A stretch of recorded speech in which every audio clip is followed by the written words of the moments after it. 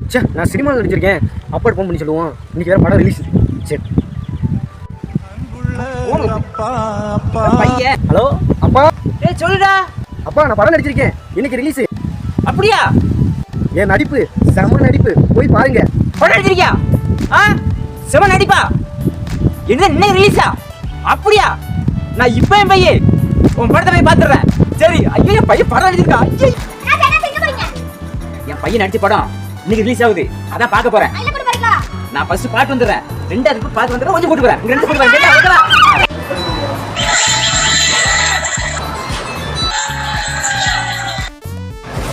என்ன இன்ட்ரோ விட்டாச்சு. நான் பையன் இன்னும் ஒரு சின்ன பிக்சர் வரலையே. சரி இன்ட்ரோ பிறகு வருவான பையன். சரி டீ பிடிச்சி பார்க்க. படமும் முடிஞ்சு போச்சு. பையன் இன்னும் வரலையே. சரி இன்னும் இடம் தூங்கி இருக்கணும். சரி இன்னொரு நட பார்ப்போம். என்னடா ஒரு நடைக்கு 4 நட பார்த்துட்டேன். என் பையன் படத்துலேயே வரலையே. அவன் ஃபோன் பண்ணி கேட்போம்.